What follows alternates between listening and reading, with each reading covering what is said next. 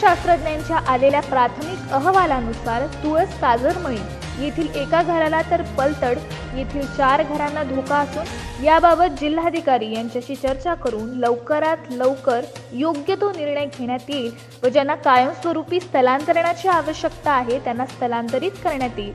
तसेच डोंगर खचलेल्या ठिकाणी कोणत्या उपाययोजना करता येतील याचा भूगर्भ शास्त्रज्ञांशी चर्चा करून निर्णय घेणार असल्याची ग्वाही खासदार विनायक राऊत यांनी तुळस येथे बोलताना दिली।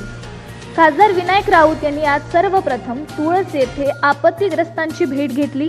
तुळस काजरमळी येथील नुकसान झालेल्या माड सुपारी बागायतींची पाहणी केली। यानंतर पलतड येथील स्थलांतरित ग्रस्तांची भेट घेतली आणि डोंगर खचलेल्या घटनास्थळी पाहणी केली।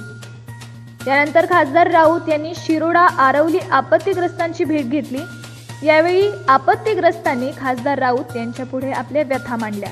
यावेळी माजी आमदार शंकर कांबळी, सभापती सुनील मोरोजकर, शिवसेना तालुका प्रमुख यशवंत परब, जिल्हा परिषद सदस्य नागेंद्र परब, सार्वजनिक बांधकाम उपकार्यकारी अभियंता अनिल आवटी, उपजिल्हा प्रमुख आबा कोंडस्कर, अजित राऊत, सचिन देसाई, महिला संघटक सुकन्या नरसुले, माजी नगराध्यक्ष सुनील डुबळे, उपतालुका प्रमुख संजय गावडे, सचिन वालावलकर, युवा सेना अधिकारी पंकज शिरसाट, सावंतवाडी युवा सेना प्रमुख सागर नाणोसकर, मंजुषा आरोलकर, अजित राऊळ, आरवली सरपंच सुवर्णा आरोलकर, माजी सरपंच सायली आरोलकर, जिल्हा बँक संचालक राजन गावडे, शिरोडा ग्रामपंचायत सदस्य कौशिक परब, गोवा राज्य सहसंपर्क प्रमुख आदेश परब, चिपी सरपंच गणेश तारी यांच्यासहित इतर सेनेचे पदाधिकारी उपस्थित होते।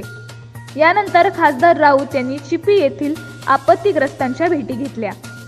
तर त्या संदर्भात काय खरं म्हणजे पलतडचा हा झालेला ही दुर्घटना पाहिली तर नेमकं भूगर्भामध्ये काय चाललंय याचीच कल्पना येत नाही आहे।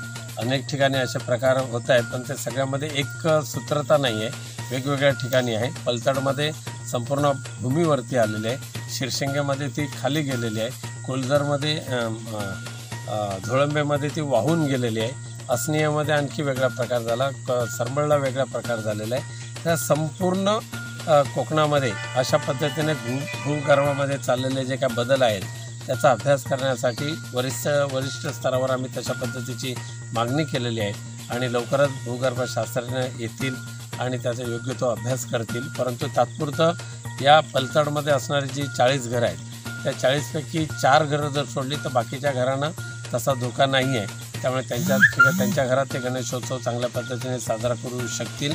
जिल्हाधिकाऱ्यांच्या माध्यमातून त्यांना तशी